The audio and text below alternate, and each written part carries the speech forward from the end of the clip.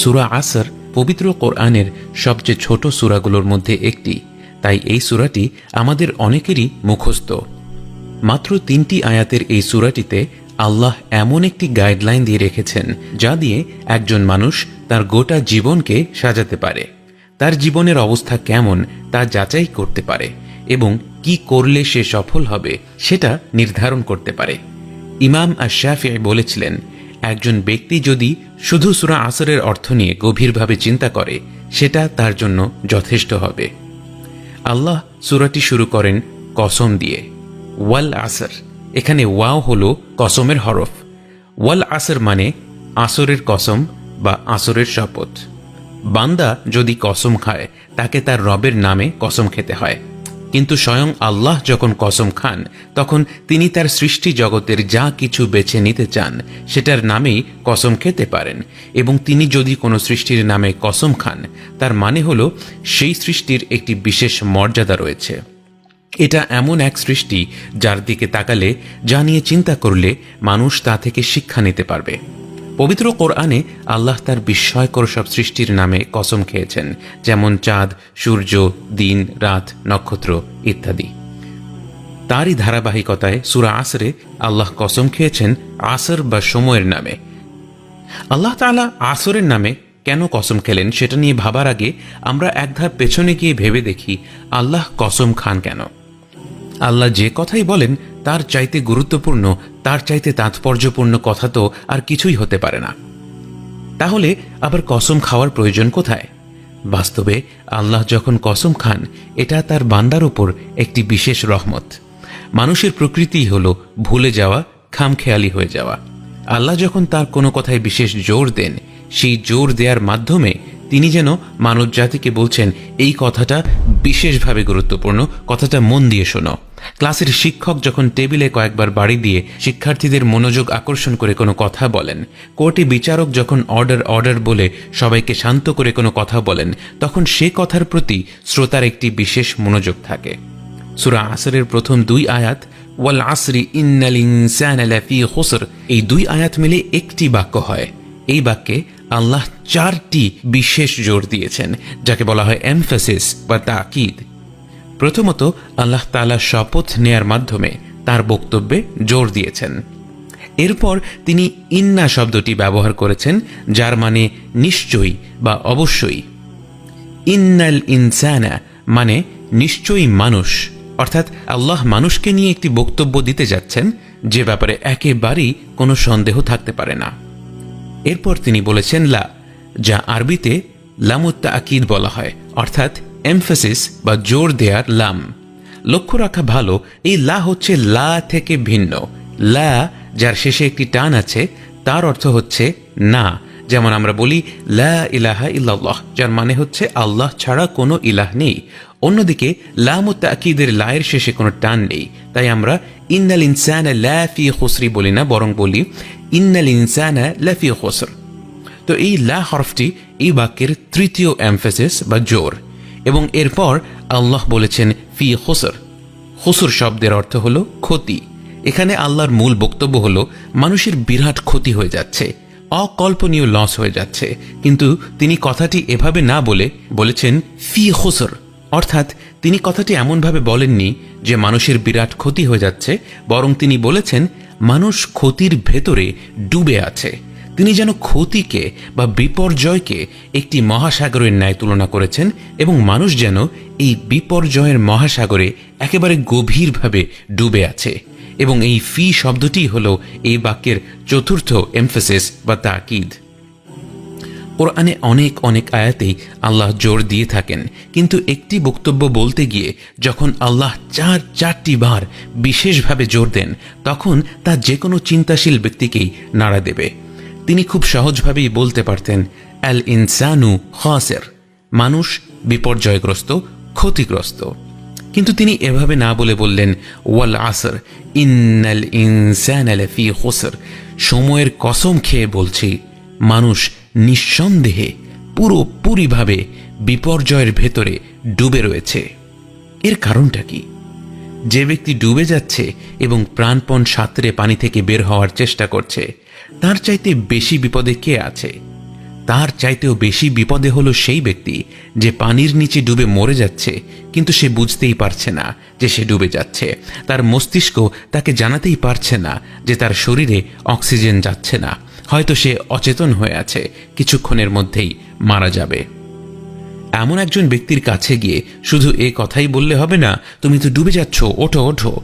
বরং এমন ব্যক্তিকে বাঁচাতে হলে তাকে জোরে সোরে ধাক্কা দিয়ে জাগিয়ে তুলতে হবে। তাকে জাগিয়ে না তুলতে পারলে তাকে বাঁচানো সম্ভব হবে না। এই আয়াতে একের পর এক এমফাসিস বা জোর যেন গোটা মানব জাতির জন্য এক একটি ধাক্কা। এই আয়াতের মাধ্যমে যেন আল্লাহ মানুষকে জাগিয়ে তুলতে চাচ্ছেন। প্রতিটি মানুষই তার ব্যক্তিগত লক্ষ্য অর্জনের পেছনে ছুটছে। কেউ পরীক্ষায় পাশ করার জন্য, কেউ জীবিকা অর্জনের জন্য। এই বিরামহীন ছোটাছুটির ঘোরে মানুষের যেন এটা ভাবারই সময় নেই যে সে কোথা থেকে এসেছিল, কি তারই বেঁচে থাকার উদ্দেশ্য, আর সে কোথায় যাচ্ছে। জীবনের এই প্রতিযোগিতার মহাসাগরে ডুবে থাকা অবচেতন প্রায় মানুষগুলোকে আল্লাহ জাগিয়ে দিয়ে বলছেন, এর কিছুই তোমাদের কাজে দেবে না। তোমরা যেটাকে সাফল্য ভাবছ সেটা সাফল্য নয়, বরং তা এক বিরাট লস, এক বিরাট বিপর্যয়, শুধুমাত্র একটি দলের মানুষ ব্যতীত। এই দলের মানুষ 4টি কাজ করে এবং আল্লাহ এই সূরার 3য় এবং শেষ আয়াতে এই 4টি কাজের বর্ণনা দেন। এবং তার মূল বক্তব্য হলো এই, মানুষের স্ট্যাটাস কো বা স্থিতাবস্থাই হলো যে সে পুরোপুরি বিপর্যয়গ্রস্ত। সে যদি পুরোপুরি বিপর্যয়গ্রস্ত না হয়ে থাকে তাহলে সে হলো এক্সেপশন, সে হলো ব্যতিক্রম। এবং এই ব্যতিক্রম হওয়ার উপায় একমাত্র একটি, এবং তা হলো 4টি বিশেষ কাজ করা। পানির ভেতর ডুবে থাকা অবচেতন মানুষ পানিতে ডুবে মরবেই, এটাই তার স্বাভাবিক অবস্থা, যদি না সে বিশেষ কিছু পদক্ষেপ নেয়। তাকে জেগে উঠতে হবে, তাকে সাঁতার কাটতে হবে, তাকে তীরে ফিরে যেতে হবে। অর্থাৎ বাঁচতে হলে পদক্ষেপ নিতে হবে, পরিস্থিতিকে বদলাতে হবে। যেমনিভাবে দিনকাল চলছে তেমনিভাবে চললেই কোনো না কোনোভাবে পার পেয়ে যাওয়া যাবে। এই মানসিকতা থাকলেই আবার ফিরে যেতে হবে প্রথম আয়াতে, ওয়াল আসরি ইন্নাল ইনসানা লাফি খুসর। কিন্তু যেই 4টি পদক্ষেপ নিলে মানুষ বিপর্যয় থেকে রক্ষা পাবে, সেই 4টি কাজ কি? আল্লাযীনা আমানু, যারা ঈমান এনেছে, বিশ্বাস করেছে। ওয়া আমিলুস সালিহাত, যারা ভালো কাজ করে। ওয়া তাওয়াসাউ বিল হক, এবং সত্যের দিকে আহ্বান করে। ওয়া তাওয়াসাউ বিস সবর, এবং ধৈর্যের দিকে আহ্বান করে। মানুষকে পরিপূর্ণ বিপর্যয় থেকে রক্ষা করার প্রথম উপাদান হলো ঈমান। ঈমান এমনি এমনি আসবে না। আমাদেরকে চিন্তা করতে হবে, মহাবিশ্বের দিকে তাকাতে হবে, সৃষ্টি জগতের দিকে তাকাতে হবে, প্রকৃতির দিকে তাকাতে হবে। তাকিয়ে ভাবতে হবে, এই যে এত বিচিত্র এই অস্তিত্ব, এই অস্তিত্বের সূচনা কোথায়? সৃষ্টি কি নিজেই নিজেকে সৃষ্টি করেছে? আমরা কি কেউ দেখেছি একটি বস্তুও নিজে নিজেকে সৃষ্টি করতে? তাহলে কি একজন স্রষ্টা আছেন? তিনি আমাদের কি উদ্দেশ্যে সৃষ্টি করেছেন? এই ধরনের প্রশ্নগুলোর মাধ্যমে একজন মানুষ সত্যিকারের ঈমান আনতে পারে। প্রকৃত ঈমান আনার পরই একজন বান্দা সালেহাত বা প্রকৃত ভালো কাজ করতে পারে। এবং ঈমান না এনে যদি কেউ ভালো কাজ করে তাহলে সেই ব্যক্তিও দিন শেষে ক্ষতিগ্রস্ত হবে। আল্লাহ বলেছেন, ঈমান আনা হলো প্রথম ধাপ, এবং ঈমানের কারণে মানুষ যে ভালো কাজগুলো করে সেই ভালো কাজগুলোই প্রকৃত সালেহাত।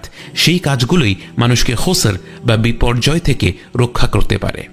অর্থাৎ যে বাবা দিনরাত পরিশ্রম করছে পরিবারের খরচটুকু মেটানোর জন্য, সে যদি এ কারণে পরিশ্রম করে যে তার রব তাকে এই দায়িত্ব দিয়েছেন, বাসে ঝুলে ঘামে ভেজা শার্ট গায়ে দিয়ে মানুষের গালমন্দ খেয়ে নিজের জন্য শখ করে একজোড়া জুতো কেনার আগে 3 বার ভেবে সে যে অক্লান্ত পরিশ্রম করে, তা যদি তার রবকে খুশি করার জন্য হয়, তাহলে সে প্রকৃত ভালো কাজ করতে সক্ষম হয়েছে।